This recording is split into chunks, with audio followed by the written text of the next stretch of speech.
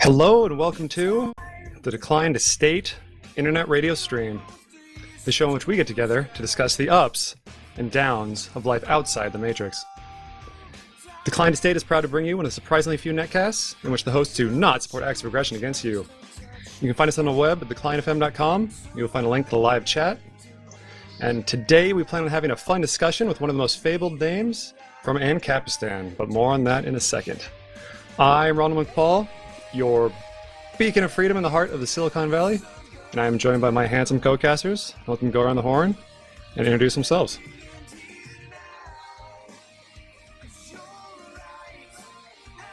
Hello, this is Redo. Redo checking in. I think Toast is finding headphones to get the audio quality just pristine for us, but he'll be with us in a sec.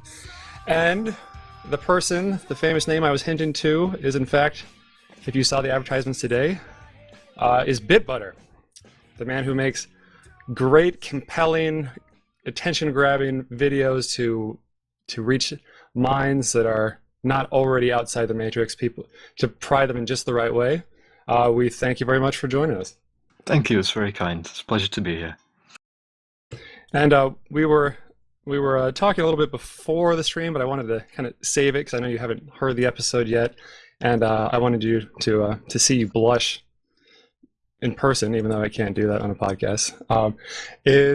When we had Dr. David Friedman on, he was talking about the fact that I think and correct me if I'm wrong, but you made an illustrated video for a talk you gave. I think you edited a little bit, and it was for like a illustrated freedom. Is this correct? Yeah, it was like the RSA animate style format thing. So he had a lecture, and I illustrated it in an animated way like that, which was amazing. And he told us that when you did somebody else's, he was jealous. He was a little bit jealous for a while that David Friedman, he has all these books and he has all this wisdom and knowledge and this giant heaping brain, but he didn't have a Bitbutter video, so that was classic. I think I remember reading the post where he mentioned that, and I think it was some other someone else made a video for someone else. And he mentioned wanting to have one of his own like that. Yeah. And that's good. I double checked for you that he was okay with any kind of IP law plagiarism thing. He was happy that it was made when he did do it. Good. Toast, how we doing? I think we're okay. Are we okay?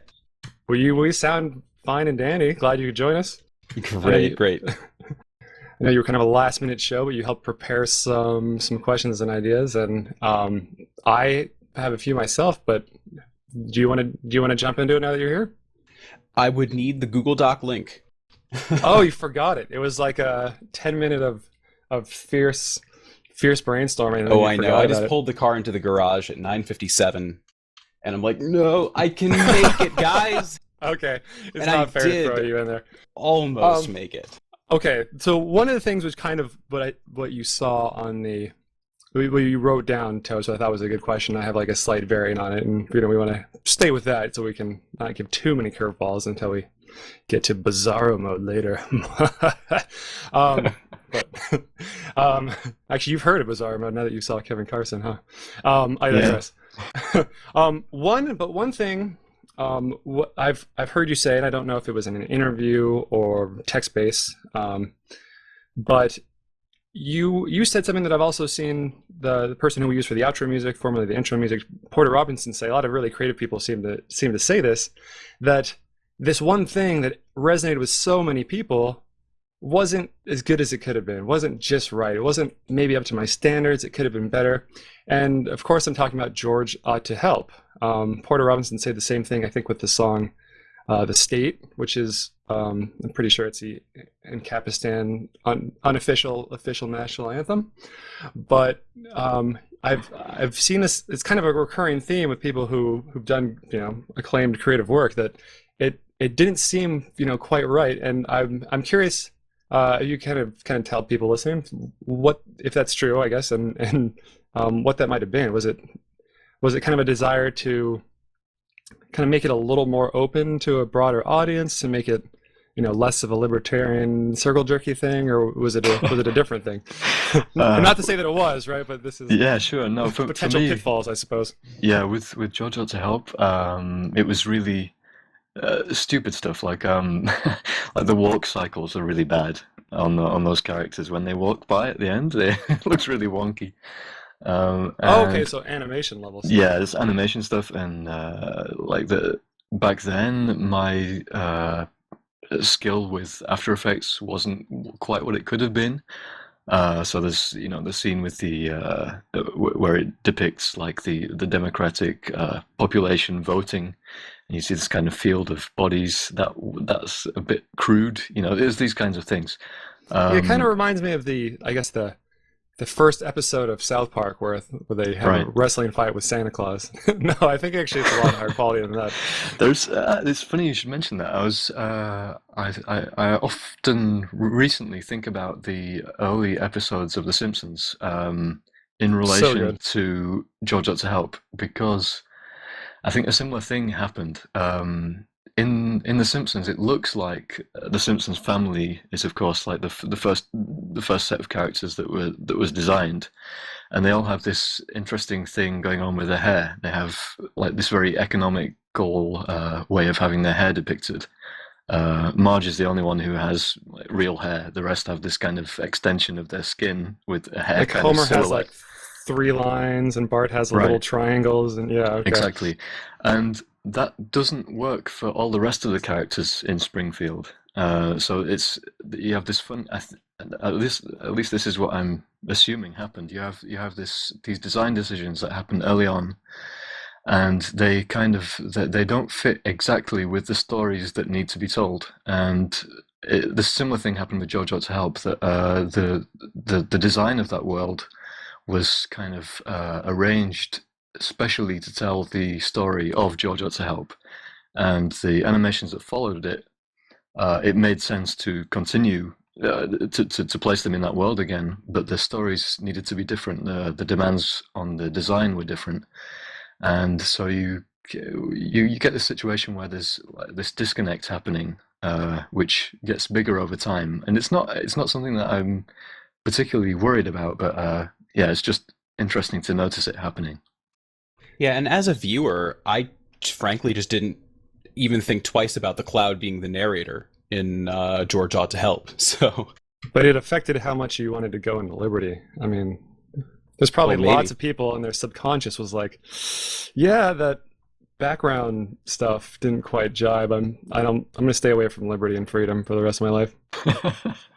That's a little dramatic. No, I tend to agree with Toast. It's actually really interesting to hear you comment on, from an animation standpoint, something that's far from me. What things could have been better, or what was different, and yeah, I mean, I guess it was it was clearly up at a high enough level where didn't really get on my radar. No, that's great. For me, I'm still really happy with the content of JoJo to Help. Of the three of them, I think that's still my favorite right now, despite the kind of shortcomings in terms of the animation and so on. So, what was your particular inspiration for George Ought to Help? Um, I think I like when I first started thinking about doing something like JoJo's Help, it was shortly after having seen a YouTube video by a user whose username was, or most recently is, Fringe Elements, and it Oh, that's was. how you pronounce it. I usually say Fringlements. Sorry, that's a running joke around here. We are very familiar with Fringe, yes. Right. Okay. And he posted a video called, I think it was, if this wasn't the name, then it was an important refrain throughout the thing, and it was something like "the state is a death threat," and it was talking about the ultimate enforcement of law through threats of deadly force, and this for me was quite a big deal to have this explained that way, and it's yeah, I don't think it's actually it wasn't a great video, but it was for me at least a very important one, and I thought that it would be a good thing if more people were exposed to this kind of propaganda, and I thought I could do it in a more seductive way. So then I was thinking about exactly what the uh, what the starting point should be, and this idea of this the welfare state was a target that made a lot of sense to me, particularly with the people I know who I believe see the role of the state as this provider of welfare as one of its most important justifications. So I thought if I could challenge that, then I'll be off to a good start. Are we back? I can hear you. Yep, Okay. we're back. Oh, we're back. Okay, luckily we had a momentary audio pause, and that was kind of an odd one, but it wouldn't be a Decline to State episode without a little bit of a snafu on the technical side. So we're good. That's the last one. That's all we have to deal with. Picking right back up, though. I'm actually really interested that you used the word propaganda, because that was going to be my follow-up question after you mentioned Fringe Elements, Ryan Falk. That I'm sort of similarly inspired, that I've been experimenting myself with sort of maybe alternative means of communication that aren't straight up your like direct, I guess, logical arguments that libertarians so often seem to prefer. So do you think that this sort of like straightforward logical approach is actually kind of flawed? Not exactly. I think it reaches a different kind of public. For instance, I think I'm especially susceptible to pretty, what's the word, dry argumentation.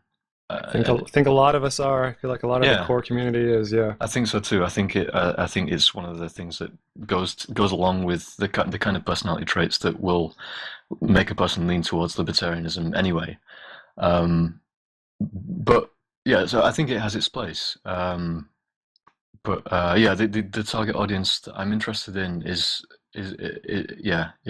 I guess more liberal, actually. I kind of noticed that. I mean, I feel like I kind of have a similar thing, and I don't know if it biases towards liberal or conservative. I live in the People's Republic of California, so it's obviously very liberal, but I have a more conservative family, and I know in Europe these terms might mean different things to a degree. Right. But I can totally resonate with this appeal to, okay, I know that I'm one of these people that the logic, the dryness, I can buy into it. That can be enough for me.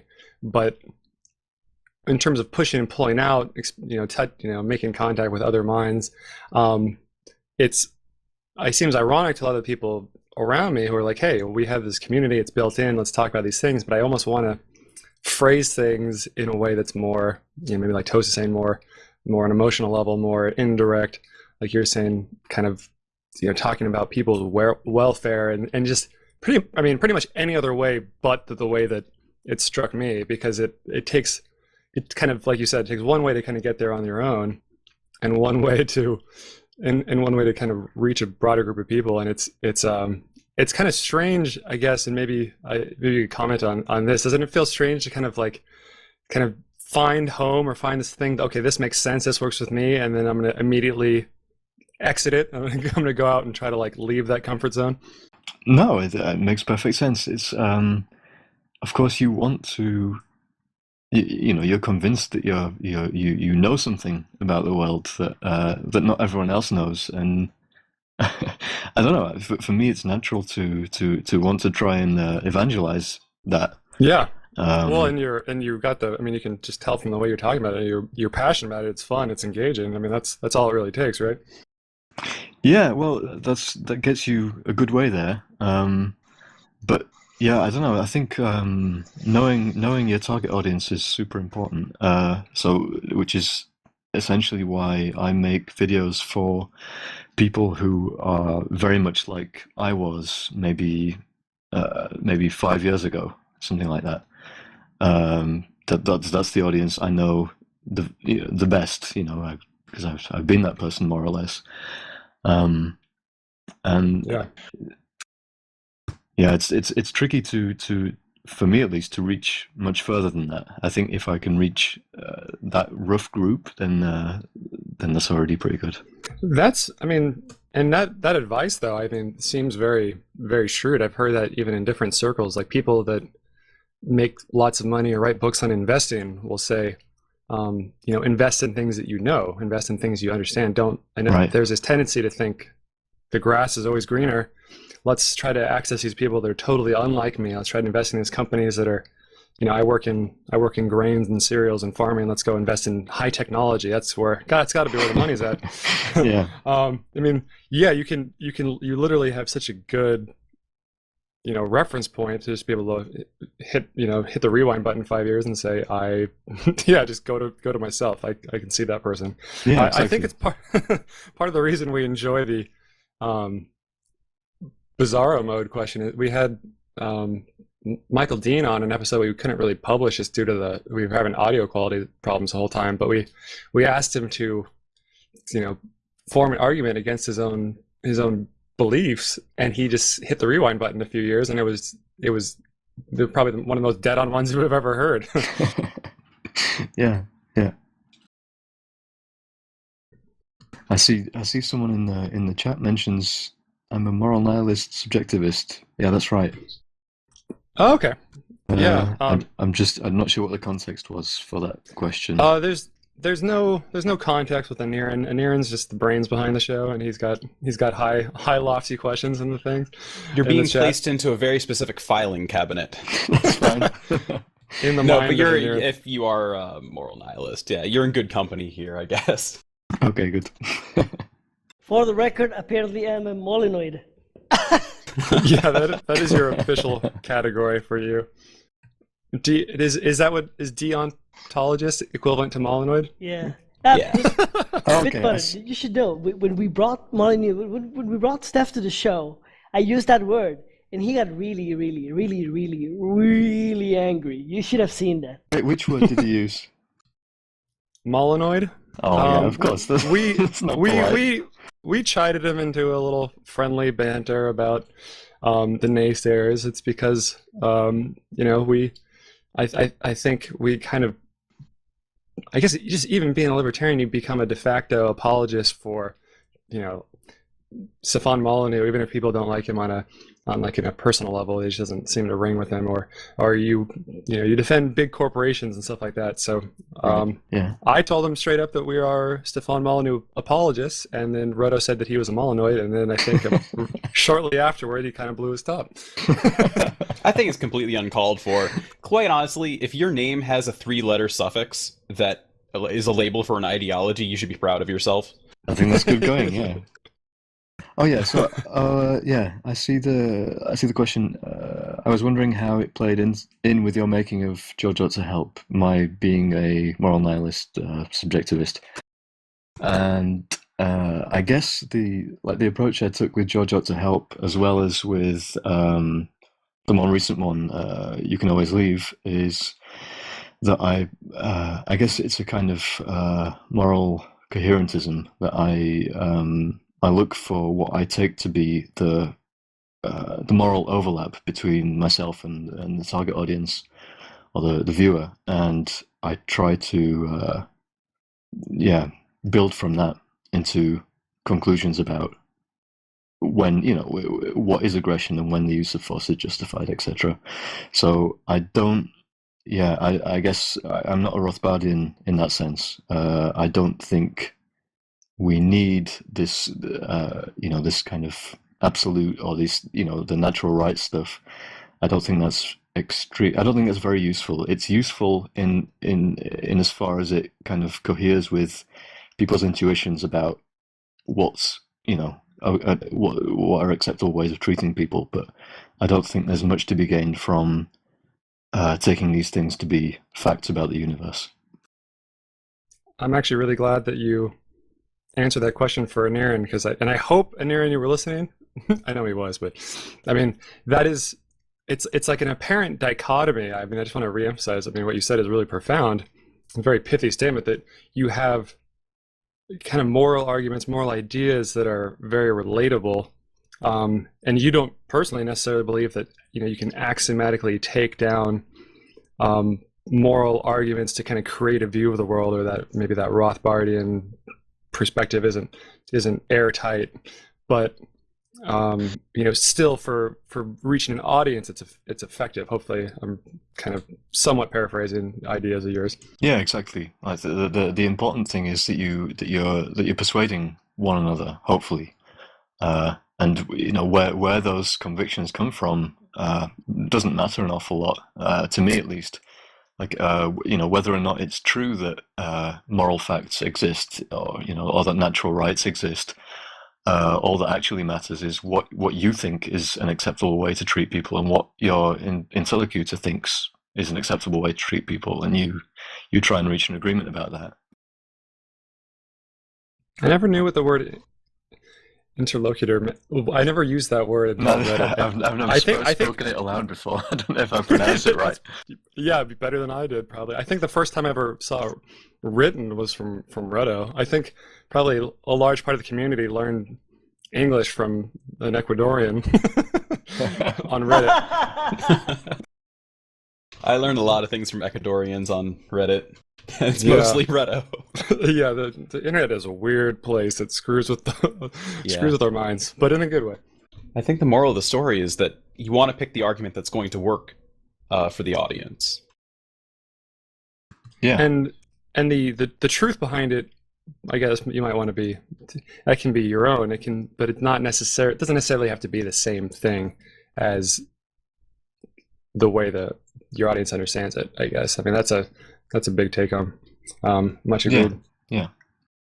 Not to belabor that point, but I know that George to Help is super popular, but I think some of the other ones, your videos, people haven't seen as much. I mean, Edgar the Exploiter, I think maybe a lot of people have, but what about the three characters, or the characters in that one, or some of your other ones, were good, or didn't jive as much, or maybe it didn't.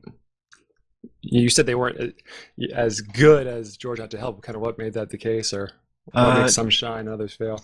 I guess in my head, at least, the whole the aesthetic and the story of Edgar the Exploiter, as well as You Can Always Leave, it's not as much of a coherent whole as George Ought to Help is, and that just has to do, I think, with the fact of all of the visual assets of George Ought to Help being designed specifically to tell that story, and having the luxury of having a completely blank slate at the beginning. So, the characters having blue skin, etc. That made perfect sense then. They didn't have hair, etc. All this kind of stuff. And later on, when there needs to be a greater variety of characters, Edgar has quite a lot more detail on him than the characters in George Ought to Help do. Then you kind of, then if I because you needed that detail for expressions and conveying things. Yeah, well, for instance, I wanted to have him as this, this archetypical Marxist idea of the parasitic capitalist factory owner. So there was certain things about him that needed to be rendered, like his, the wrinkles around his mouth while he's laughing and the money's falling down in the background, this kind of stuff. And that wasn't, that wasn't possible if I stuck very rigidly to the style of George Ought to Help. So over time, the kind of implicit style guide, if you like, of George Ought to Help gets kind of stretched and distorted, and so in the end, if I were drawing You Can Always Leave from scratch if that were the first animation I'd made, I would make quite different decisions about how the world would look based on the story I needed to tell. Okay. I mean, I'm actually comfortable with you introducing all kinds of new things that are different a little bit, as long as you don't introduce any kind of Jar Jar Binks type character.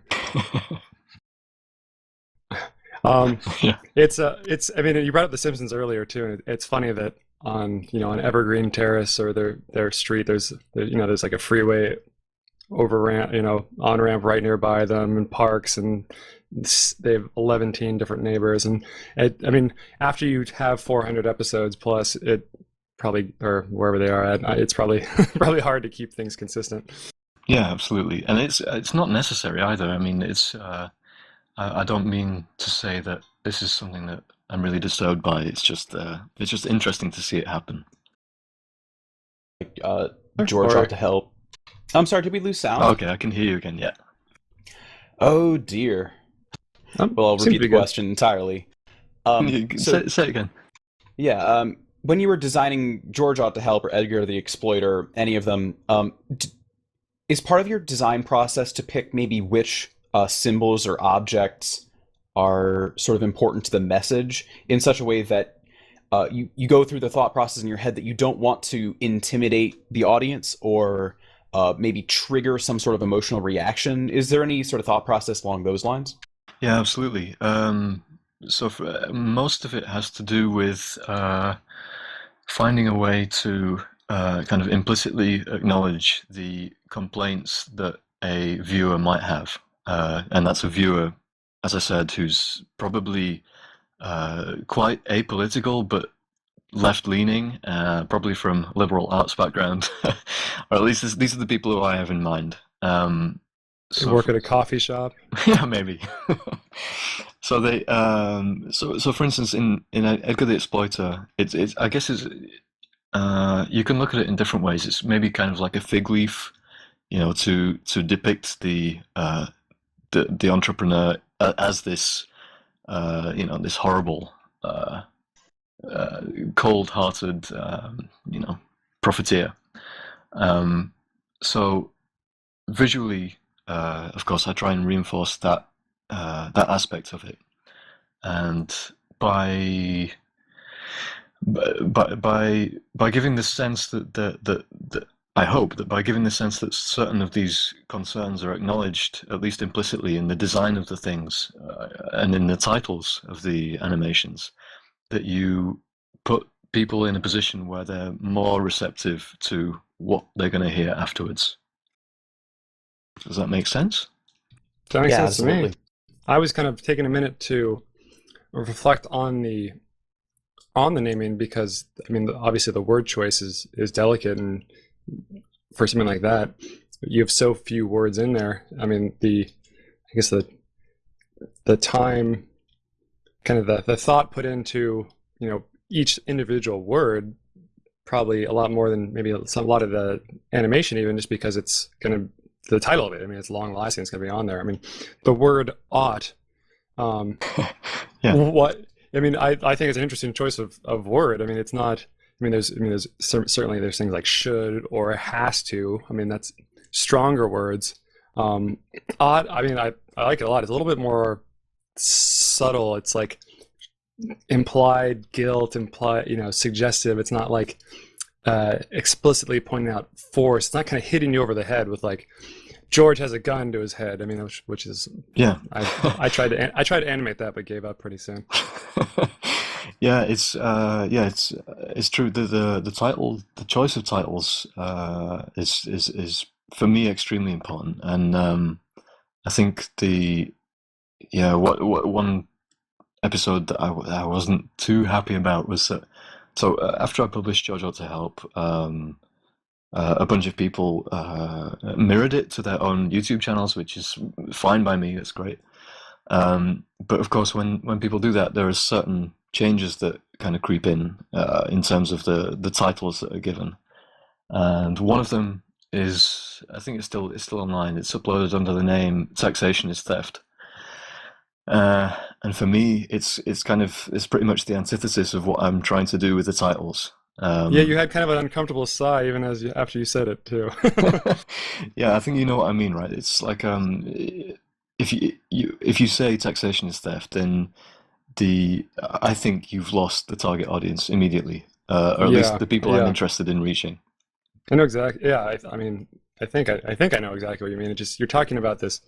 Um, I mean, and I'll speak of it just the way I see it. I mean, at some point, you're gonna put yourself in a category. You're gonna use enough loaded language that people are gonna kind of recognize it. You're not kind of Exactly. dancing around things, and then the gig's up at that point. I Yeah, mean, I think sorry. Oh yeah, no, please go ahead. Yeah. Yeah, I think it's, if it's dancing around it, then I think it's really important to dance around it a lot. And in a yeah, I guess part of the trick, if you can call it a trick, is to postpone the moment at which the viewer is able to pigeonhole what you're doing. It is kind of like a trick. It's like a magic trick, right? It's the excitement is in them kind of guessing, but you're able to kind of infuse a story or a message or an idea that's kind of surreptitious. Right. Yeah. I think if you're being uncharitable, you could describe it as a kind of a bait and switch, but I think that's not a completely fair way of describing it. I think I'd prefer to talk about it in terms of just creating an environment in which people genuinely don't know what's going to happen next, or at least trying to approximate that as closely as possible. Because I think You that can makes manipulate the whole and thing. control them. No, I'm just kidding. Yeah, bait and switch it's colorful language, yeah, But really, you know who is actually really fantastic at doing that sort of dancing around the point was Cody Wilson in his interview on Glenn Beck. I didn't see it. He refuses to actually give a label to himself, even when Glenn Beck is asking these really specific questions, like, "Are you an anarchist? Are you a friend or a foe? Should I trust you?" And he won't give a yes/no answer to any of these things. Yeah. Yeah. But he's articulate enough and, in a sense, straightforward enough at the same time, without ever really labeling himself, that he comes off as very effective and kind of as a protagonist. Yeah. Do you I think I that works he's well. graduated? Do you think he's ready to go on the O'Reilly factor? I don't know. That's a step up. That'd be fun. Yeah, I mean, in a sense, no one really ever is ready for somebody like Bill O'Reilly, just because, well, he is going to shout over you. But if you can come off positively in the audience's eyes, then maybe it's a good thing. It's just that the people that tend to watch people as noisy as Bill O'Reilly tend to be the type that aren't really going to listen to logic anyway. But I don't know. That are your parents. My parents. Yeah, yeah. Yeah, but again, I just want to emphasize too. Yeah, the bait and switch is not a fair term. I mean, it's colorful language, but when you're teaching people about not wanting to use force or to conduct society in a way that at least we believe in, and we could always be wrong, that Sure. might be a better way of doing things. Yeah. Is better. It's not malevolent intent. No, and I think I came across a useful phrase the other day. I hadn't seen it before. Snarl words. Bait and switch are snarl words. They're unnecessarily. They paint things in a bad light. When there's a much more charitable way of describing it. Are you familiar with the Redditor? It goes by the name ANCAP Converter. I think the name sounds familiar. I'm not sure. He's someone with a fairly prolific post history. Well, he'll post. I guess one of his go-tos or favorite things. He's a very creative guy. I think he really understands well, like yourself, this idea of kind of dancing around the subject and infusing ideas and where that line is and kind of broaching subjects with other minds. But he likes to post text messages. I think he goes on to I forget the name of the service, but it's not Omegle. Omegle, yeah, not chat roulette. Amigo? Omegle. Omegle. Yeah, and ANCAP Converter, he'll get onto Omegle and he'll post, he'll chat with random strangers. He'll put his interests as politics, and he'll just kind of eke out of the other person what their point of view is. And he kind of goes into as blind as the other person does.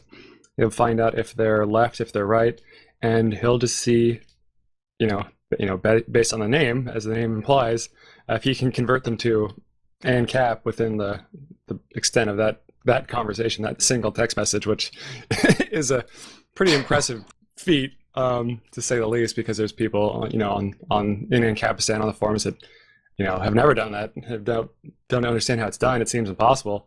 They seem alone and forlorn, and I mean, that's just such a I guess it's just such a feat of triumph and extravagance to go ahead and do it in one chat setting.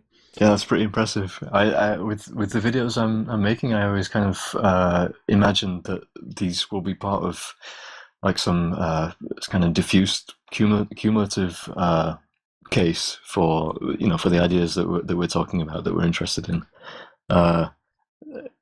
Somehow I have the worry that if it's too easy, if one piece of propaganda is enough to convince someone from scratch, that perhaps that victory can be reversed again. Oh, just a heads up, right after victory, you cut back in. We had a drop out again. I apologize. This is happening the day you're on with us. Oh, no problem. Can you hear me now? Yeah, I can hear you great. If you don't mind, kind of repeating that last thought. No, if I can remember what it was. Yeah, that's always the hard part. This idea. I don't know if it really makes sense, but I have in my imagination is the propaganda that works kind of cumulatively in an environment where there's lots of messages pointing in a similar direction. That maybe fosters more robust convictions in people, because they perhaps have the idea that they've reached this realization more on their own, rather than accepting a kind of prepackaged argument from one person. I don't know if that's I don't know if that's really true. No, you described the plot of Inception, and it's if Leonardo DiCaprio did a movie on it, it's got to be true. No, but I like that phrase was perfect. You said a more robust. People believe they got there on their own. It's a more robust. What was the word you said? Right. It was a good pithy sentence. Yeah. I don't know. Sense of understanding. Yeah, you were in the zone. Yeah, No I think one of problem. the things that helps actually is that the better libertarian discussion forum right now is actually titled like "Our Anarcho-Capitalism" on Reddit. That, I mean, it's just a place where people congregate if they have these sort of like anti-statist, very outside the norm political views, and yet it's all under this big tent, and it calls itself anarcho-capitalism, which is probably a process that sort of allows people to surround themselves with people that are making sort of arguments in this direction. And as you say, sort of develop this feeling that, oh yes, it is indeed my own beliefs that are causing me to become this anarcho-capitalist. Right. Yeah. Yeah, because the input is from such a wide range of voices, I guess, that idea is easier to maintain. That it's something that you've created in a sense. So do you have political conversations like in real life, like off the internet, off of the medium of your videos? I'm bad at it. It happens now and then. It tends to ruin my day. I think I get too I take it too personally, and I feel like I quickly feel like I'm wasting my time. This isn't all the time, but it happens. This happens enough for it to be. It's not a good feeling. Yeah, definitely not. Like, I stumble into that realm after a couple drinks usually, and I don't think I'm that effective in real life. I don't know. No, me neither. I guess I try to atone for that with the videos. In the videos, the idea is that there's this kind of super patient, superhumanly reasonable presentation of these ideas. So if I kind of mess up in real life, that's okay. That's what you learn. And remember, declining to state is always an option. You never have to talk about politics if you don't want to. It's true. Yeah, I made exactly that point to somebody on Reddit yesterday, actually, that I read sometimes people come across, an argument somewhere on like in this case, it was like a philosophy forum, and so they're discussing, I guess, libertarian anarchism, various forms of it, and of course those forum goers' misconceptions of what that is. And this person felt kind of like stressed that he'd come across this argument where people are discussing an ideology he attaches himself to, might be herself. I shouldn't be sexist. And gets in this position where he or she can't argue for it, or doesn't feel comfortable, or doesn't feel like he or she would be effective in that argument. And you get that feeling in like it's your upper stomach that like I kind of need to defend myself. That's you get the sense that lousy. I am being attacked. Right, and that's a problem with labels, of course. That it's I read Jeffrey Tucker's profile page on Facebook today, and he has something really, I've forgotten the exact wording, but he has something really nice on the political views. It's just 2 sentences like it's not okay to take stuff, and it's not okay to shoot people, or something like that. And I think expressing things as far as possible, if time allows, in those terms, is a much better way of communicating with people. And then you don't get sucked into this thing of having to feel as if you have to defend this nebulous set of ideas that you perhaps don't understand all of them very well. You just make things difficult for yourself. You let the audience know exactly what's important to you, which is important too. For me, the key to not feeling attacked was to understand that it's the other person who needs to justify his beliefs. Because I'm not coming in and proposing you're wrong and I'm right, unless I am. But most of the time I don't, because I know what that leads me. So I just go and ask questions and then say, prove that. And then, okay, so you have believed this and you seem to believe this other thing. And I don't really believe you because, you haven't substantiated that. And so eventually, about 4 or 5 comments in, it degenerates into a shit fest of insults on his part. And then I can just say, see, this is why I don't believe you. Yeah.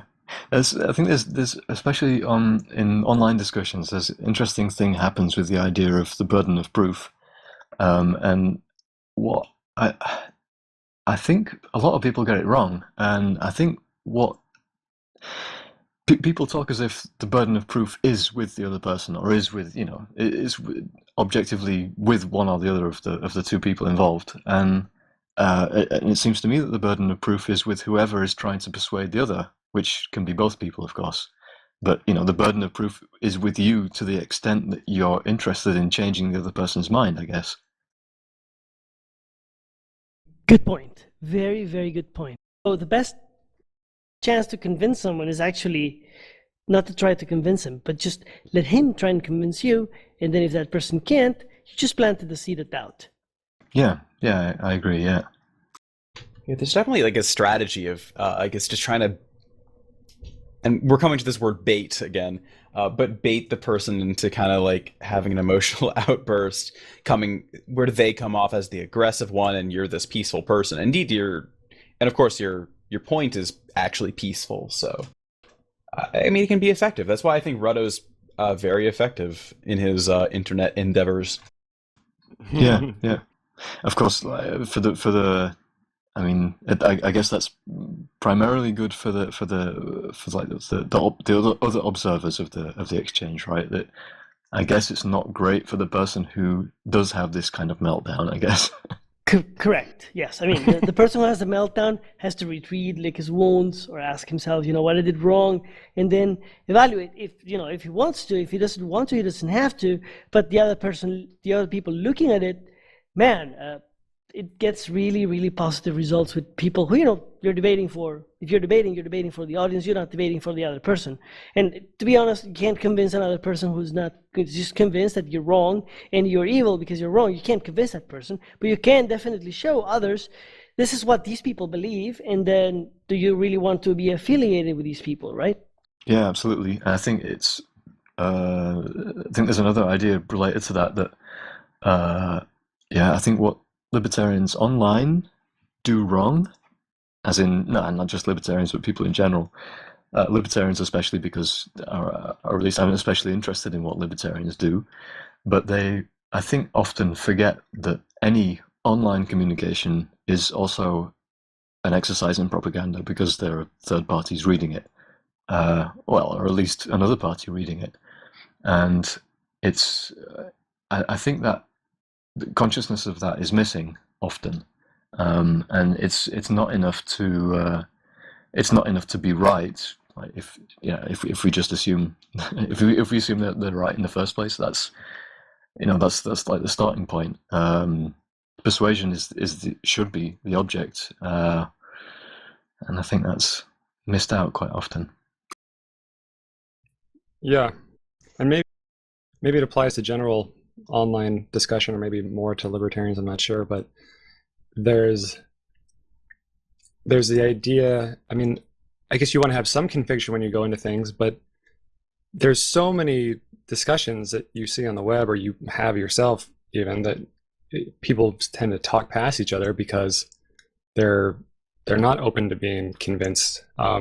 I try to, at least in my more honest days, I try to go into any interaction, no matter how ridiculous I start off thinking the other person's point of view is, thinking that I could potentially be persuaded. I could potentially change my view after this discussion, regardless of how lunatic sounding this person is. Sure. Yeah. Cool. I guess one.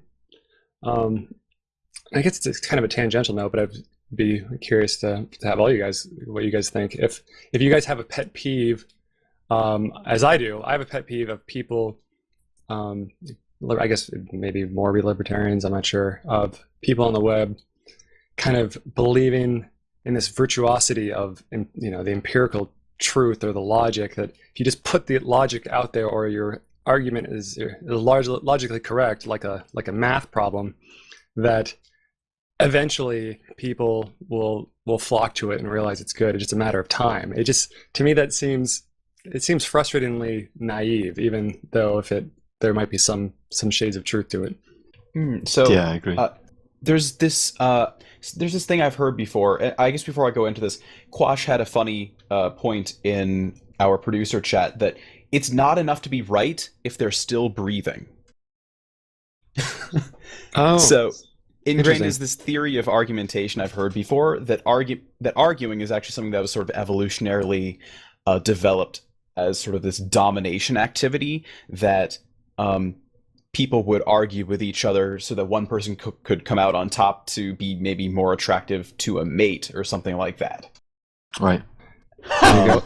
LDL is one of the other brains behind the show. He knows a lot about biology, and currently is I think working on his PhD, so frequently indisposed. But yeah, thanks for that relay toast and a link, LDL.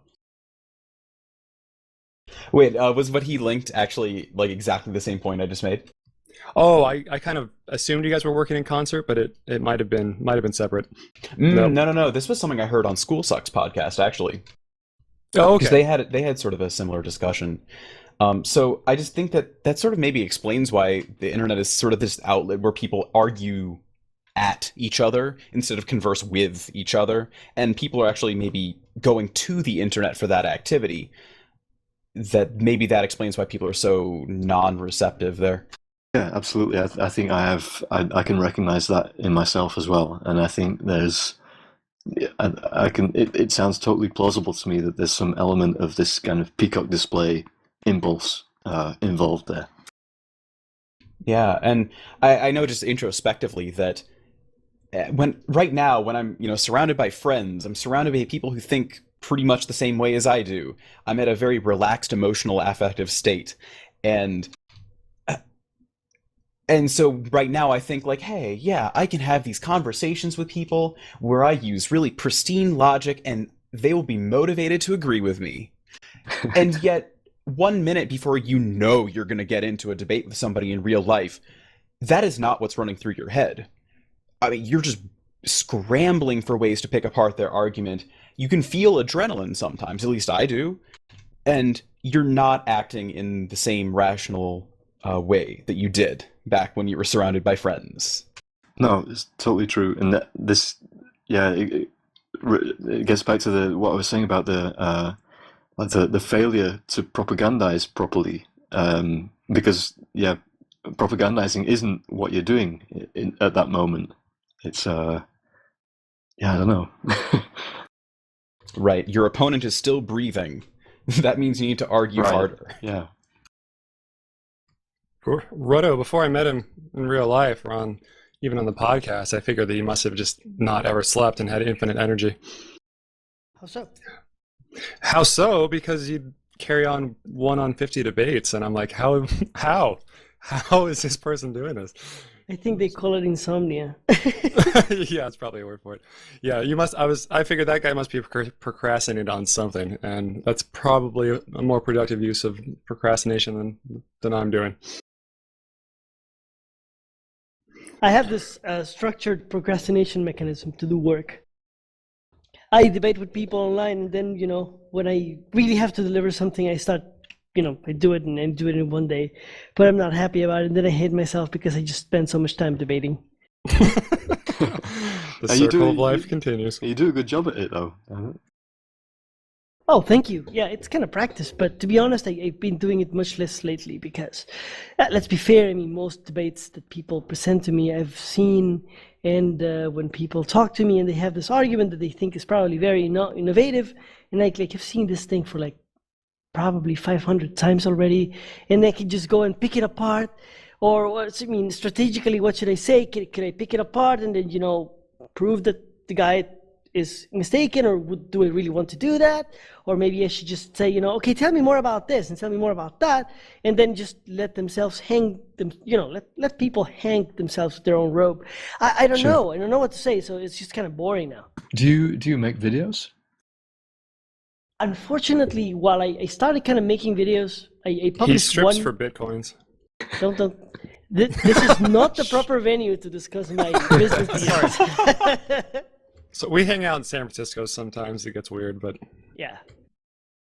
Unfortunately, I haven't published many videos. I've published one, and I called the video "The Racial Contract," which is just the social contract, but it mentions skin color, so that's basically what it is. Right. And I got many people trying to debate. Nobody could actually refute the argument that I presented, which probably means people are racist, or the social contract is bullshit, one of the two. but I got lots of people just.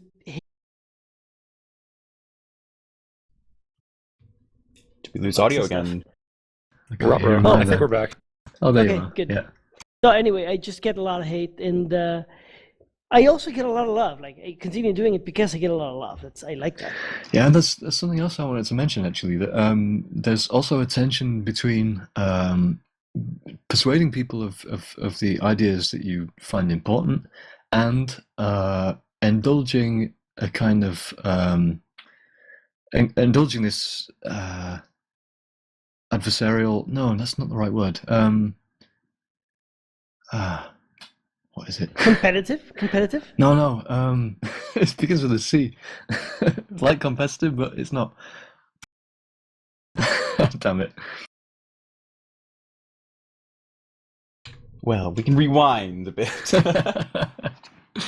It's when you particularly take pleasure in championing a point of view that is controversial or regarded by many as being wrong. Contrarian. That's the one. Contrarian, right, there we Yes. God, you have Brilliant. lost a step since you've moved to the Netherlands, haven't you? Absolutely. No Queen's English anymore for you, Mr. Englishman. No, I it's have- Because you don't. It doesn't make sense to focus on that stuff if you want to. If your object is to bring people around to your point of view, maybe those that's not the low hanging fruit, I guess, but Correct. it's enjoyable to do.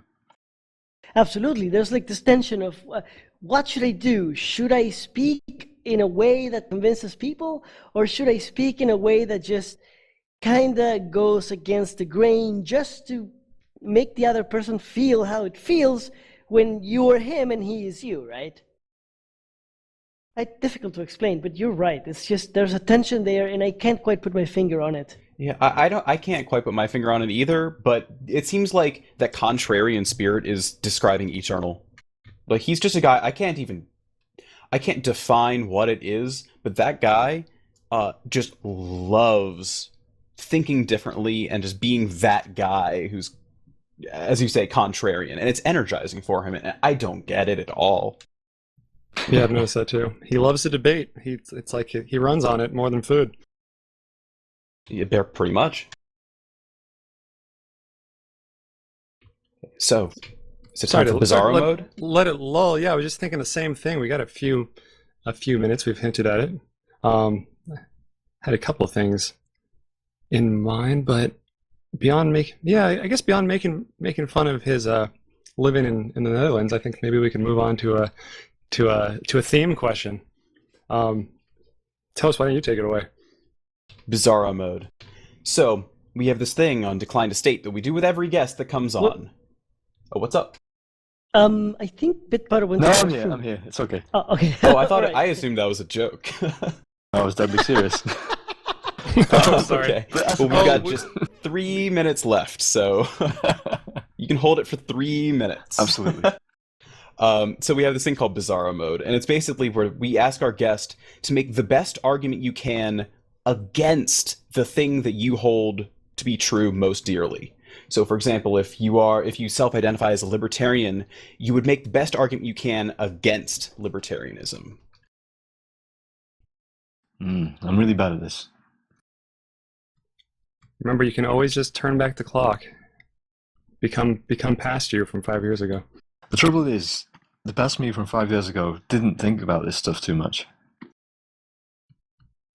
So be apathetic.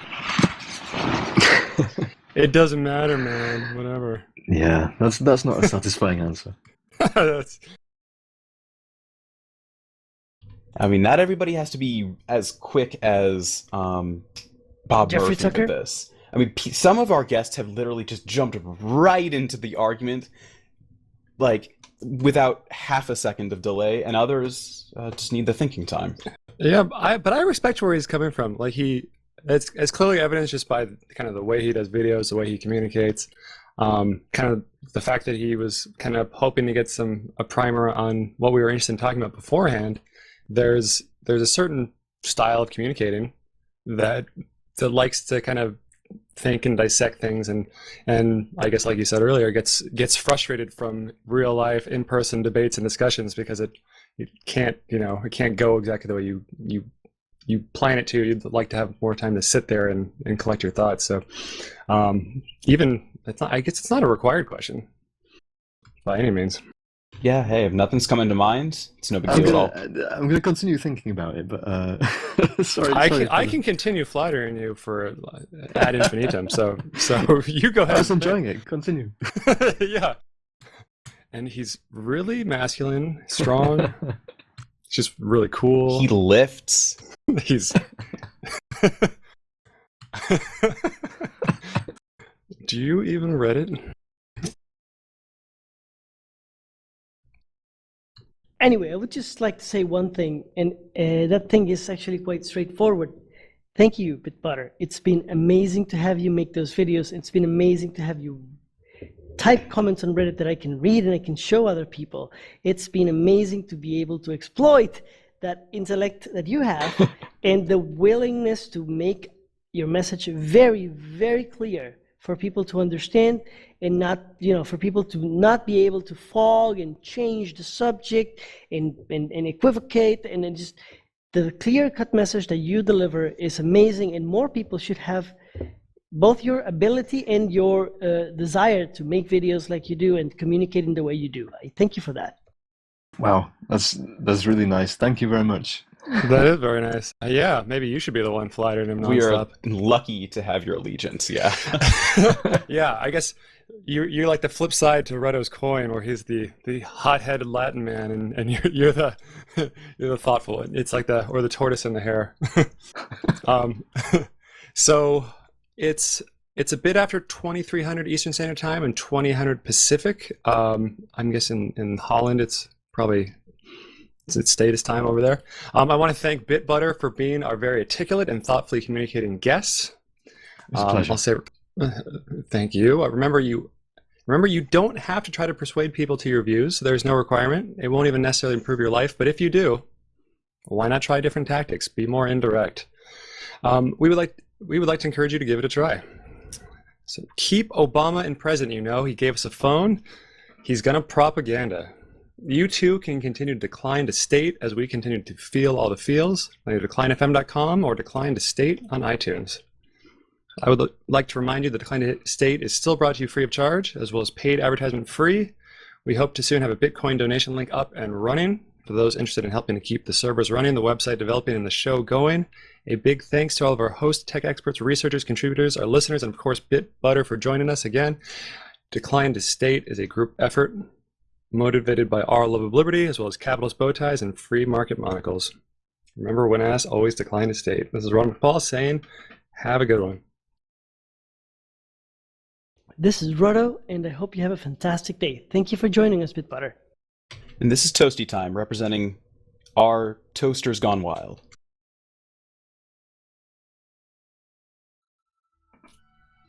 Toasters are so sexy.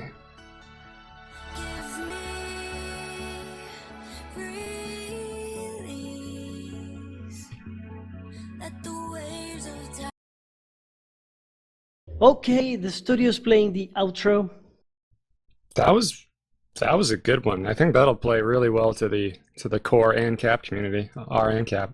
Yeah, it's I a think shame so, there yeah. were a couple technical issues, and I was like tripping over things trying to make it to my PC. Fortunately, the recording was okay. Everything got recorded, so we didn't lose any data. So that's good. That'll be funny because we'll be like, what did we just say? And the listeners will know. Oh, anyways.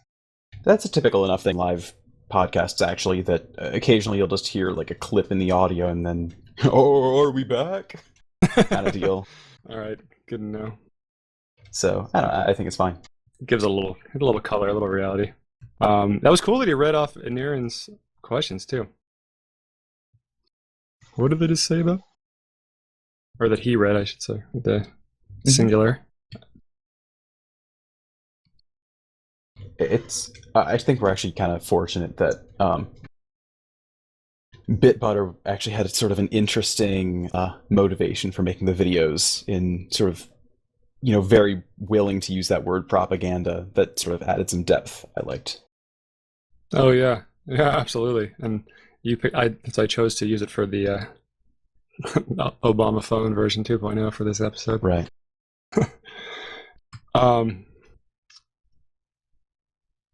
Are we coming off audio? Redo, are you feeling like a little bit of a postcast or not? Sure, absolutely. Okay. I mean, a heads up, I don't really have that much to say, and I'm in need of a beer, so... Yeah, I'll do that right now. Go grab one, yeah. I'm on call for work, and my friend was covering for me until just a few minutes ago, so I may get interrupted, but otherwise I'm down to hang out with you lovely folks. All right, sounds good. Bitbutter's back. The audio is still piping through. Hello. Piping through music? Yeah, the outro music's piping. Sexy. I was thinking about. Did we get? Oh, go ahead. Sorry, I was thinking about the question about the best statist argument then. Do you want to start the after show with it? Yeah, sure. Well, I just wanted to mention that I guess it's so difficult because I was just thinking about it just now again, and every possible argument I can think of, I immediately have. There's immediately, I think, a really good response to it that kind of invalidates it straight away. That's a good sign. You don't need to worry about that, though. Half the people who make their counter argument, it's pretty obvious that it's not a very good argument. Sure. Okay. Yeah. In that case, then the best one I have is wait, Redo, are we back to live? I'm going to punch into. Okay. In 5, 4. I'll just introduce it. And coming back from the after show, Bitbutter's had his bathroom break. Toast is getting a beer. Chill back and relax with us if you're listening live or you're on the podcast. Bitbutter's had a little time to contemplate, and kind of after foregoing some of his own intellectual rigor, he's gonna take his full attempt at being a statist. I'm really bad statist. So I was just saying that this question is so difficult because any statist argument I can think of, in my mind at least, has a really good counter argument that invalidates it straight away. But if I had to choose, then it would be along the lines of, without the state, the desperately poor have no guarantee of a safety net. There you go.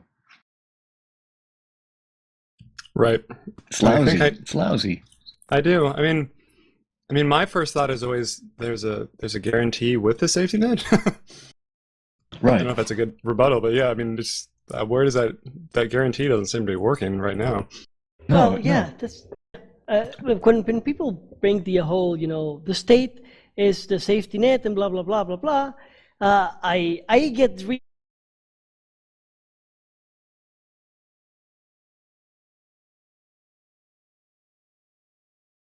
etc. And the state gives money and stuff like that.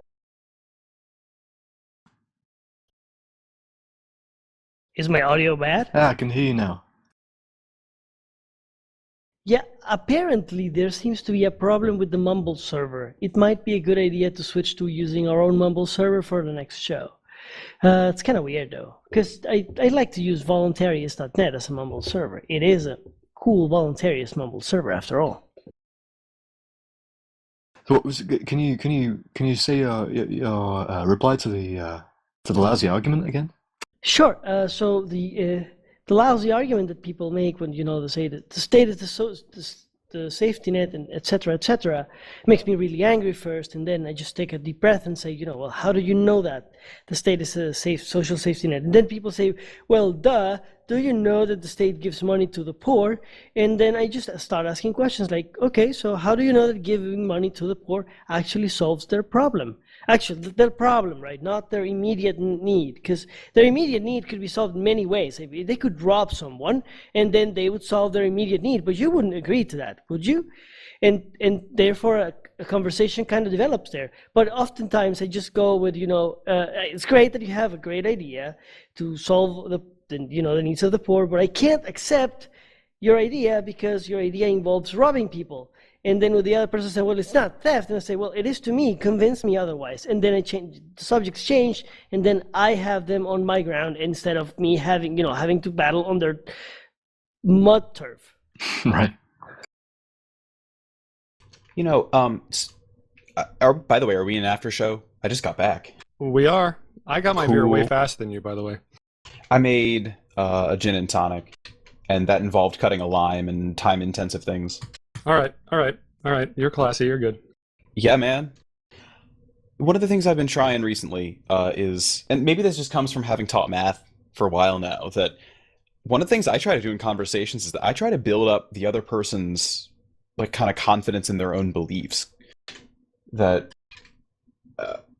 if you, I don't know how effective this will be, but just that a person thinks that they've elaborately come to the belief that they have. Everyone thinks that there's a lot of thinking and motivation behind what it is they believe, and often there actually is. But there always is. I mean, yeah, it could be stupid by our standards, but there always is. And I like what you're saying. I mean, if you invalidate who they are as a person, who they feel that they are, that person is not going to listen to you. Yeah, so whether it's kind of fakey or not, just asking them questions about kind of the things that they value. Life is how it is. In one of her videos, she made a really good point that even if you're not genuinely interested, and actually being genuinely interested is kind of something she thinks a skill you can develop. But even if it's just fake, asking the person specifically what matters a lot to you? Why do you think that consensus is a really important thing? And having them explain for themselves, sort of, I think that's not only a conversation de-escalator, which often really helps, but it makes them kind of just feel acknowledged. Yeah. Bitbutter, sorry, I have a little bit of food in my mouth. What about the words you put little words to Google at the end of your videos? Is that a hard choice? Do you kind of fear that you might be kind of giving away what side you're on, quote unquote side? Yeah, it's a good point. It does work that way. It's like that's the showing my hand more or less at the end, which kind of that does close things down in a sense. but hopefully, with it being right at the end, it's not too bad. And it does seem like the right thing to do to offer people who are interested in this stuff further places to go. Yeah, you allow someone who's just kind of crossed that line, so to speak. You help them further down the rabbit hole. Someone who's not quite there, that might give them pause and make them reel back. It probably, yeah, I can see why it's a hard decision to make. I saw it and I kind of was like, I flinched. I was like, do I want those words? I'm just thinking Right. like, what, in communication, would I do that? I'm like, well, you made a pretty compelling case with the video, so yeah, there's no perfect answers, but I guess it's fun. That's kind of where the game lies. It's kind of what the game we're playing, I guess, when we're making creative stuff. Yeah. I Right. think it was a good choice ultimately. That something you never want to do in person, especially, is come off as though you're trying to evangelize or sell something specific, sell a label. Because I think people have these innate defenses against that. It's, oh, he's coming and he's going to preach me something, he's going to learn me something. But if you kind of, without all that pretext of I'm selling this specific ideology, and they hear the kind of central logic, they hear the George ought to help logic going on, then they'll be more receptive to it because they haven't turned on their defenses. Right. Yeah. Yeah. That's what I'm hoping for. That they will be in a frame of mind from which they can give these resources also an open-minded look. And then we open up the inevitable debate. I think I've even seen you discuss this. Should we make it? Should we say voluntarism? How should we spell it? Wait, doesn't voluntarism mean something else? But voluntarism sounds weird. There's no perfect answers to any of this. But I really don't know.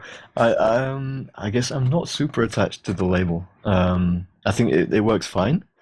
Either of them. If I use one, I use voluntarist, which is kind of awkward, but yeah, there you go.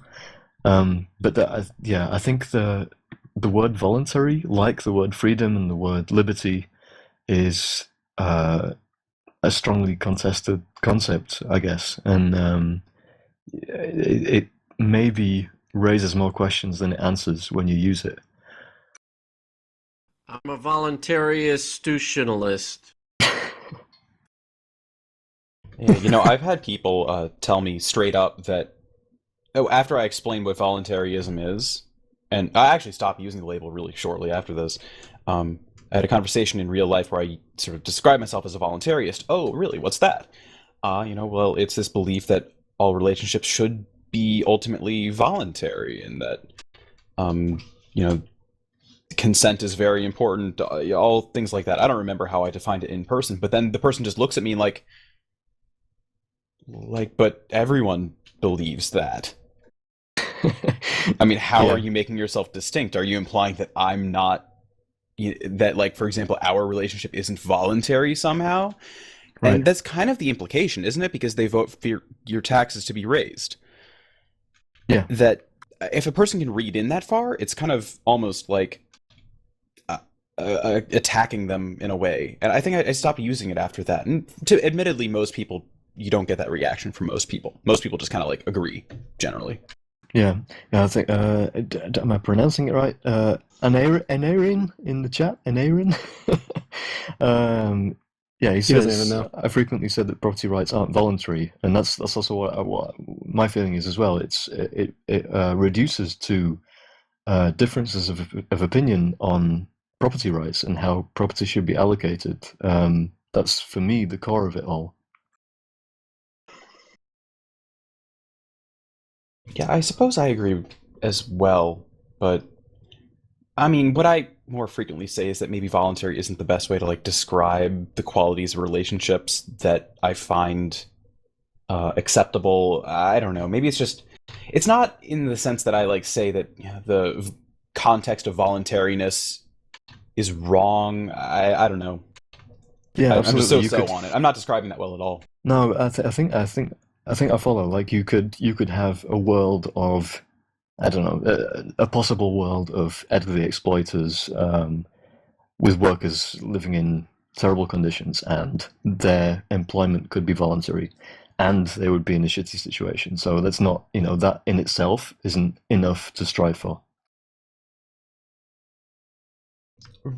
I suppose, yeah. There's an infamous Roto post that probably a lot of us internet nerds have seen already, or at least I know it got reposted, where he talked about that situation that you described, where there's acknowledge, knowingly a shitty situation, but the fact that person, the rich capitalist, I guess, from the your one video, offers a job to the person that's voluntary. There's one more option available to that person, so it's pretty much like in mathematical impossibility for you to say that their life got worse because of it. There was one more option, I guess. Like there's the number of opportunities are bigger. Yeah, absolutely. As far as and just to weigh in with you guys, I like everything I've heard. It's good. It's good discussion, and on the concept of voluntary or voluntarism. I'm kind of with you, but I'll use either of them based on the situation. I might try it. Like if I want to really hit home this idea of it's voluntary, like hit the person over the head, like they're not gonna get it. And like you said, know your audience. I say voluntarism. You make sure they get the word. Voluntarism sounds a little bit more sleek. If you're really splitting hairs, I might stay away from those terms. It's not how I'm going to define myself in like a intellectual terms or lofty internet discussion, but for talking to people on the street, if you're playing like a pickup basketball game, or you're playing video games, or you're talking to some girl at the bar or something, you don't want to use those high-minded words. No. Picking something like voluntarism, something like, oh, I already am that. Like, oh, there we go, we have common ground. Like, yeah. You could always say something to the effect of, I am not shooting other people who disagree with me-ism, right? Yeah, there's even a lot of hyphens in there. Even that's not really true. Yeah, because the armed robber perhaps disagrees with you. Yeah. I totally shoot him, yeah.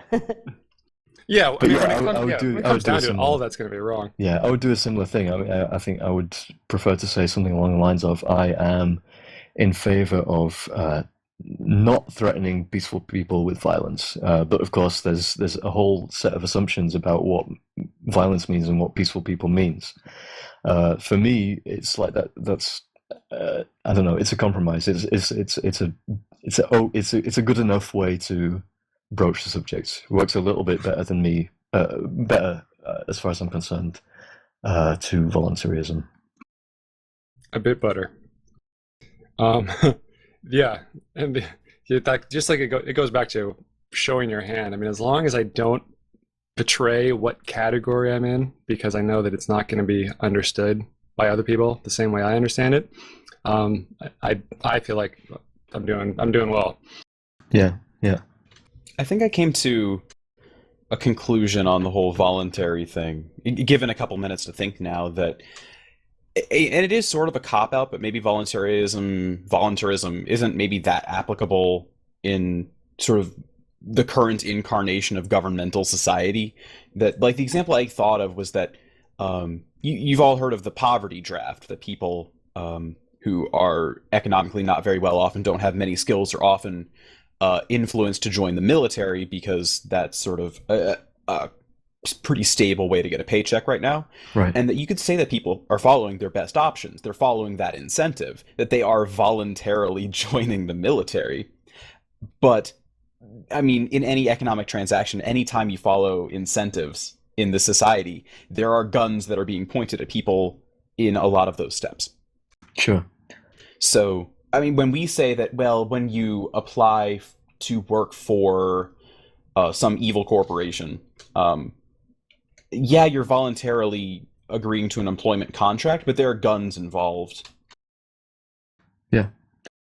Yeah, anytime there's law involved, there's guns involved. And this is what bothers me a little bit about this idea of the phrase "the gun in the room." There's a gun in the libertarian room too. It's just used under different circumstances. The gun in Right, the libertarian room is made out of plastic lately, huh? It's just a gun that has our consent. Right. Oh, you're talking about printed guns? Neilzio has that. Neilzio has basically a video to that effect. Basically, Yeah. libertarianism is not no gun in the room. Yeah, You know exactly. what?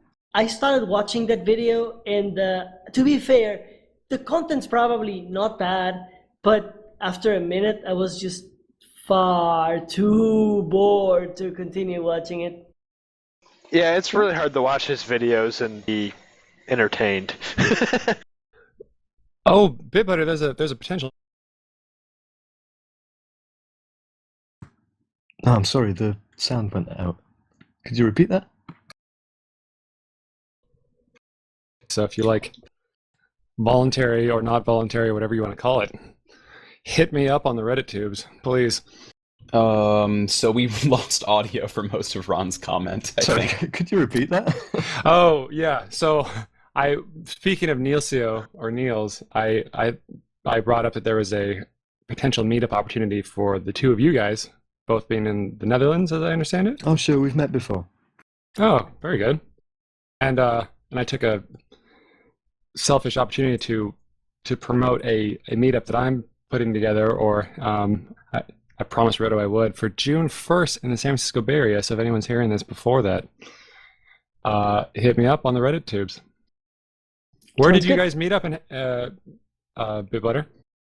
You came over to my place. It was a while back. We don't see each other often. In fact, lately I think we disagree strongly about Bitcoin.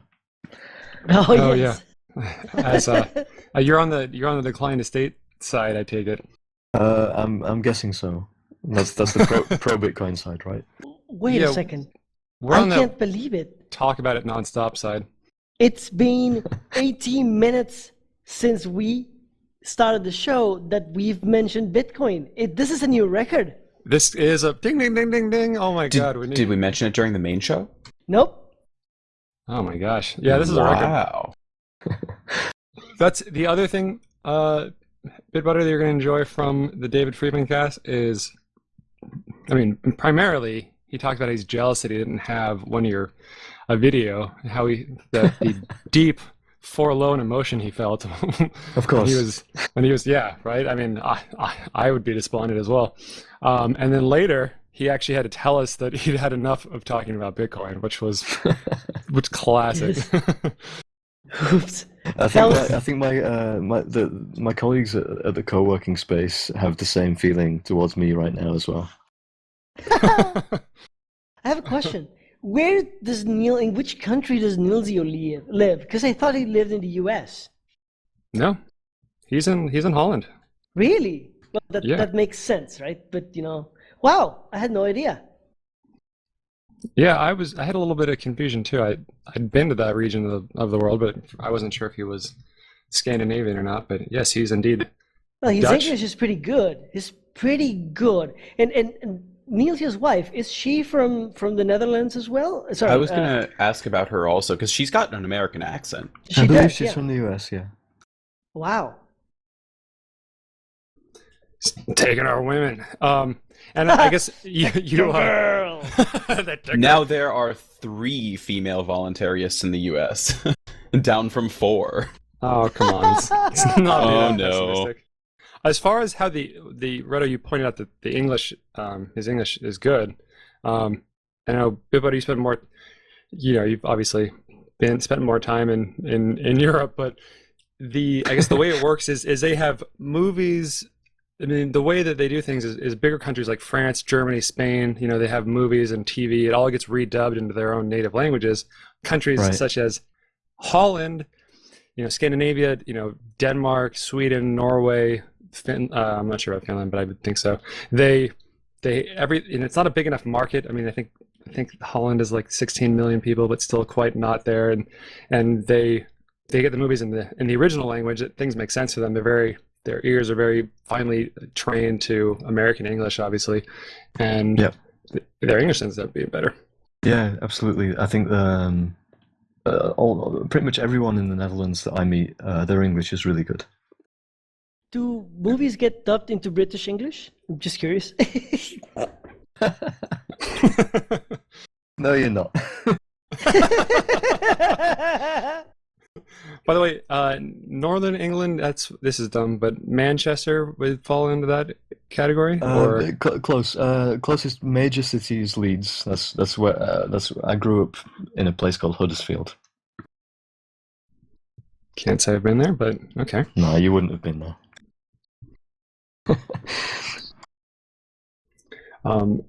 And do you have any positive or negative views about the Welsh and the Scottish? What? We're trying to make provocative radio here. These people behind these lines on the map, you mean? Exactly. No, of course That's not. one thing. One thing that I learned, and I guess before I went full retard into voluntarism or whatever we want to call the views we cling dearly to. I traveled. I think I've been to maybe like 21 countries in total, including the U.S. But going through Europe, where there's so many country lines, you always the same effect where I just kind of had this open-minded view that we've talked about on this cast, like about the discussion and kind of just, I'm inquisitive. I'm learning about what your perspective are, and invariably every person would tell me that, the people on that side of the line are stupid for this reason. And I'm like, that's funny because they just told me the same thing about you or a slightly different variant. You just kind of zigzag across countries and you learn that, okay, so the Norwegians think this of the Swedish and the Swedish think this of the Norwegians, and apparently the people from Denmark talk like they have a baked potato in their mouth and they can understand the Swedish and the Norwegians, but not vice versa, and the people in Holland and blah blah blah blah blah, and you're just like it's such a shame, yeah, and you totally unnecessary, I think. A lot of it, if not all of it, is unnecessary. Yeah, absolutely. It's like it's just status trivia. I mean, differences among people and differences among language, a lot of that's organic and interesting and lovely to learn about. But then when you can, even from the ground level, talking to people, you can kind of glean that some of it is propaganda, that some of that is just what you're told to not like those people. It's it's kind of tragic. I agree. Yeah, absolutely. And you have these interactions within the state of Virginia. I can drive an hour south, and there are people I literally can't understand because their southern accent is so thick. And these people in Canada, they're supposed to be under a different moral authority. Like, what? Yeah. I'm looking forward to the release of Free Domain Radio's movie, because in the movie there's a section precisely about that. And from the little bit that I've seen, which is the short kind of the intro that's posted on Steph's channel, the treatment seems to be fairly straightforward, fairly plain, fairly direct. Not much bullshit, not many rational arguments, like stuff that's really difficult to understand. It's just really, really down to earth treatment of this very thing that we're discussing right now, and I'm really looking forward to seeing that. Hello? Yeah. Disclaimer: Redo is a Molinoid. Take everything he said with a grain of salt. No, I'm just kidding. So, any one of you guys have donated to Steph lately? In light of what's going on with him? I haven't donated since he came on the show. Actually, I probably should. You might want to. I don't have income right now. So as soon as I get a job, I am on a non-paid portion of grad school. You're an academic. You don't get paid. You failed to understand how this works. Hey, how much money have donations for your videos brought in, Bitbutter? If you don't mind me asking. No, sure. So I think the target for both crowdfunding campaigns was $5,000. The first one fell short of that, and the second one got a bit more than that. That's pretty cool. Very It's cool. pretty good, yeah. It's okay, yeah. It's nice. Yeah, it's in my head, the idea was that I would be that would fund time to work on them with undivided attention, at least for a short while. In reality, it really hasn't worked out that way. It's been In reality, undivided attention doesn't really exist. That's true, but this didn't even come close. It's like so essentially it was kind of interleaved with but the production of both crowdfunded videos was kind of interleaved with commission projects. So it was really kind of broken up a little bit more than I would have ideally wanted it. Good things are coming, though. I can feel it.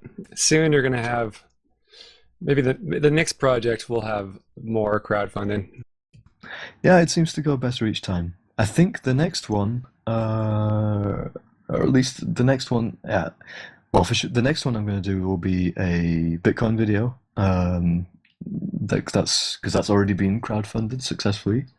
And I'm working on the script for that at the moment. But after that, I think the next one will not be part of the Jojo to Help series. I think it will be something stylistically different, at least. You're tired of these restraining shackles. It's time to set free. A little, kind of. I'd like to see what would happen if I start again. That's cool. That's cool. I remember your post actually about the Bitcoin one, and if there ever was a fervent community on Reddit, that would be it right now. Formerly, our Ron Paul had that kind of intensity. Now it's our Bitcoin. And it's a funny mix on Bitcoin too. It's I don't know. I find that quite interesting. Like obviously there are a lot of libertarians there, but also quite a few statists too. Right. Yeah. I expected there to be like it to just be like, purist libertarian activists who, like hated the state. And then it just totally wasn't. It's interesting, right? I mean, I Yeah, remember that that one Bitcoin cast, and we did. I mean, actually, that's every cast we do is about Bitcoin.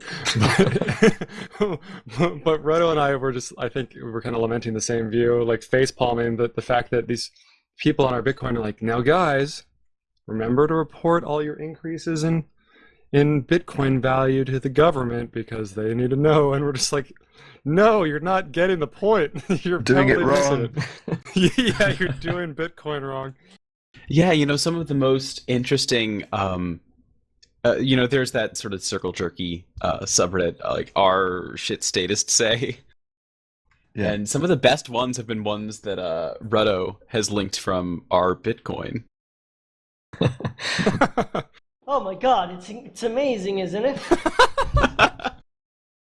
Yeah, no, it really is amazing. Like maybe it's just being in this environment where they're so frequently like confronted with the fact that their act is defiantly anti-statist, that they have to just be like morally defensive in favor of the state to a greater extent than elsewhere. Yeah, that's a tricky position to be in, I guess. Ooh, so how, I guess that kind of puts it to you if you're going to do a video on Bitcoin. How, I guess I don't like the word politically, but how view neutral are you going to be? Are you just going to present it and try to imbue the viewer with knowledge of how Bitcoin works in a way that makes them feel comfortable enough to use it? Or are you going to maybe suggest some of this libertarian underpinning that we all feel is kind of there?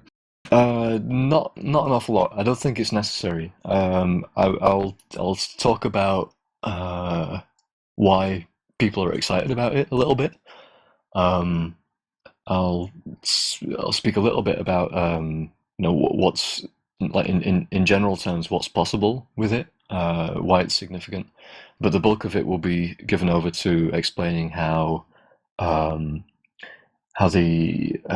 transaction signing works and how the blockchain works and what mining means. So those things. So the idea is that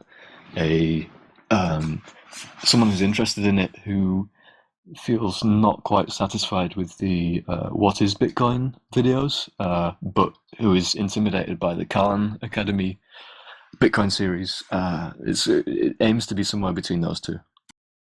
Very cool. Buy today. 5 will get you 10, 10 will get you 20. You can't pass it up. It's a great deal. Invest today.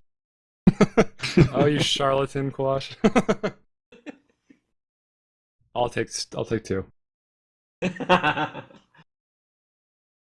Yeah, so what do you guys think about that? The seizure of Mt. Gox's Dwell account? It seems not to be understood by much of Reddit from what I've read. They're just saying, oh, they just forgot to file some paperwork. It's no big deal. Yeah, Right, see, they had to declare themselves as a money transmitter or something, right? Yeah. Yeah, well, it's the very reason that they pushed the FinCES stuff, several weeks ago. They intended to do this. So they are definitely going after Mt. Gox, I think. Well, this makes it final, though. Bitcoin is money. The debate can be settled. Well, if you're using the government's definitions, sure. Yeah, no, I know, but people, yeah, they it's the antithesis. They're looking for the state for guidance while using an anti-state tool, That would be funny, though, if it were actually just paperwork that Mt. Gox had forgotten to submit or something. It's not that they forgot to submit. It's allegedly that they just didn't submit it's not that they forgot. It's that they didn't want to submit the stupid money transmitter license. And so, since they were allegedly operating as a money transmitter, then they got their account closed, because that's what the terrorists do. If you don't obey what they say, they'll fuck with you, right? Is that really plausible though? My impression is not that MTGOX positions itself as that kind of organization, right? Well, it doesn't matter. It doesn't really matter, because they believe so. I mean, they have said, yeah, you guys are that organization, regardless of what reality or the facts or the law says. It doesn't really matter. These guys said, well, we think you are, so fuck you, we're going to take your money away. That's essentially what's going on. No, sorry, I meant something different. I meant the obvious thing. I guess the business sense thing to do for MTGOX is to be compliant with this new law, right? And nothing in their communications has given me the impression, at least, that they have any kind of radical tendencies. Well, it's probably because if they express radical tendencies, they might just lose customers and stuff like that.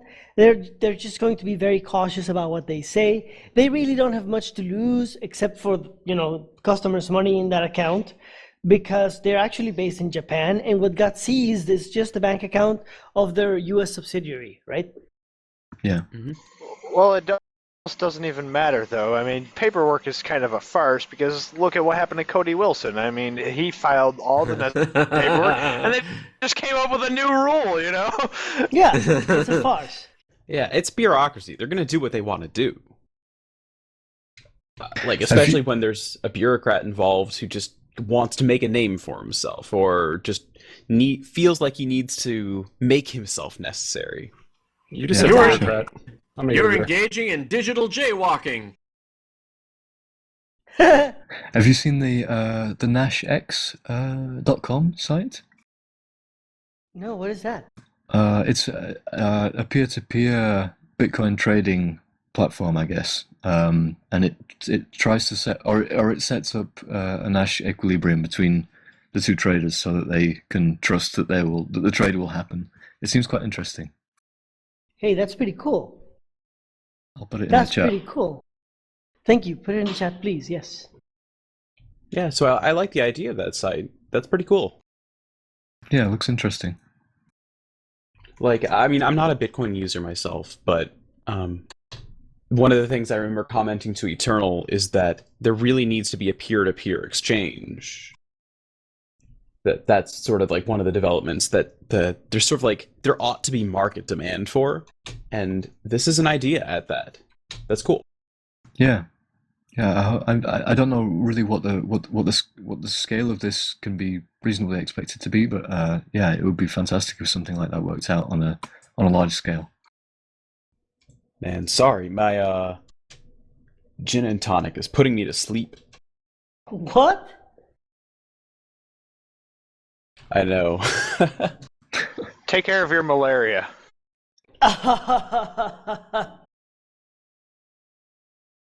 All right, guys, we should call it a night, because I'm kind of going to sleep too. Yeah. I I see how it is, Roto. I had a pretty long day, and this long day needs to go away. But I don't have the benefit of gin and tonic at home. Yeah, man. Wait, if you don't mind talking about it on the air, are your trials with the state something you feel comfortable talking about on the air? Yeah, sure, absolutely. Just So what's been going give on? you a quick recap. I went to Marion County when this officer Georges gave me 3 tickets in a row and threatened to arrest me for impersonating a police officer. And well, I was going to fight those tickets using Mark Stevens' method, but I was enduring this horrible flu last week, and I was also super busy with work, so I just decided to pay them off, and that ended up costing me about $600. That's how much they robbed me Ouch. last week. Yeah. Can you Wow. believe that shit? Why did he say you were impersonating a police officer? Maybe I missed this part. Because I drive the Knight Rider car, and the Knight Rider car has a front light scanner that looks like the Knight Rider light scanner, right in the nose of the car. That doesn't look like a Oh police my car. god. Wait, you're not a police officer? Well, I have never been licensed to kill people that disobey me, so no. That's true, yeah. Ugh, that's horrible. No, that's what cops do, though. I mean, they'll give you like a serious sounding violation and then some tickets. And then Correct. they'll never follow through on the serious crap and they'll make you pay. And so you'll be so incentivized to pay the tickets, like, "Whew, at least I'm not getting the serious thing." Well, Yeah. Quick question for you guys. go ahead. In the I saw a story lately about you. I'm sure you know about it. About a guy who was attacked on the metro by a serial killer, and and pinned him down, and the police got him. The point of the story was, though, that as he was being attacked, a couple of feet away, behind in the engineer's cabin, there were 2 police officers there who didn't intervene while he was being stabbed by the killer. It was taken to a court. After the guy recovered, he tried to sue New York City, I believe, and the judge ruled that the police officers in the cabin had no legal obligation to intervene to protect him. That's correct, yes. Right. Do you- That's common case law here. That's like Right. no obligation to protect. Yeah, my question was just that. Is this the case pretty much throughout the US? Yes, This that's is a, precedent. Yeah, okay. it's a legal decision made by the cultists that call themselves the Supreme Court, and it's being repeatedly affirmed by them because, of course, you see, you have an obligation to obey them. It's not a general obligation to obey them. You actually have to obey everything they tell you. But you see, in exchange for your obedience, which they call allegiance, right, you get protection. But the protection is not for you specifically. The protection is for the general public. So imagine you were, if you were and I'm just paraphrasing Mark Stevens here, if you were an insurance agent and I came to you to make an insurance claim, and I told you, well, you see, my insurance protection, my duty to insure you is not to you, but to the general public, to everyone. That's my duty to insure. So you can take your insurance and shove it up your ass. Yeah, you wouldn't trade with this person, of course. Of course not. But when you're forced to trade with these people, well, you get That's this law kind of thing, too. right? Hey guys, I just got back. Has the show started yet? We Am I can't late? get the server running. The studio's not working. You were supposed to fix it. How's it going, Eternal? Not too bad. Not too bad. Okay. That was spoken energetically and enthusiastically there. Yeah, I'm a little tired. It's a little late. Yeah, no. You should definitely go and read some of like the logic that was given to the Supreme Court in those no obligation to protect cases. It's random stuff like, well, the police don't have to intervene in any particular situation because the lives of the police officers is connected to the good of society and the general public because they can in the future intervene. If they choose to. Yeah, if they don't right. judge their future safety as being more important, then as well, yeah. It's Wait. it's the kind of sophistry that you'd expect from people who know that they just have to say some bullshit. It's random because nothing bad is going to happen to them anyway, so they don't give a shit. They can just tell you, well, yeah, there's no duty to protect you because the moon, right? The moon, and you understand, and of course, the roads. The road is. But I think Wasn't the last things get episode? things get more difficult though with this approach. I mean, I think people when they find that out, I think they're quite shocked by it. Like this story in particular, where it's so obviously happening right in front of their faces and they're not intervening. And compared to, I saw a story also lately about this more or less private defense agency in Detroit, who do seem to be doing really well.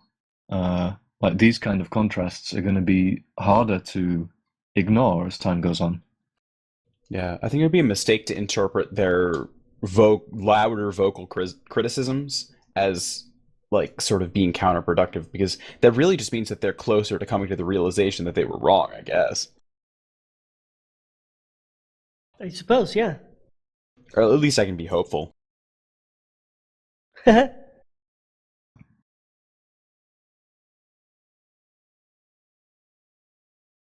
I think it's about that time again. Wind down. This is Might the as well. first time in a while we've almost done a full 2 hours. I was surprised that you guys were still going strong when I got back from the store. Yeah, well, that's what happens. This will be a good one for the Dan Capstan home community, I think. Yeah, I agree. Get to hear Circle Jerk with Bitbutter and Redo. The mutual congratulations. Redo raging about. I'm a little jealous I didn't get to get sandwich in the middle is all. Don't worry about me. But Sandwich in the middle of all that circle jerking? yes. I That is saw the a point video of like Reddit. that once. Ronald McBookie. Oh. Uh-oh. He said it. It's okay. Alright, cut the stream. We're done here. It's the end of the after show. These kind of things you can get away with. The beginning of the show, we're still informal, but not to quite that extent. Yeah. Again, yeah. Thanks, Bitbutter, for coming on. What time is it? Pray tell where you are. It's 10 to 6 in the morning now. Wow. Okay. Oh, wow. You're probably more of a morning person than the rest of us folk, but which helps. Yeah, maybe. I remember on Pacific Status time, I got up at 7 one weekend on a Saturday to talk to the Mr. Rock and Mr. E, or at least I was kind of in the background. That was probably the roughest one on England time. Yes, getting up early is not the way to do it. I just work through the night this time. I think that's much more a civilized approach. There You can call him a morning person because he stays up until the morning. There you go. Spoken like a true Englishman, civilized. Well, I'm glad I didn't get interrupted, but yeah, that's been fun. Always decline to state. This has been the after show, one of the most full after shows you've had in quite a while. So thanks everybody for the good discussion. Thank you. Yeah, thanks for coming on, Bitbutter. Have a great night, guys. Night, everybody. What's a Bitbutter? Later. Good night. For pooping silly.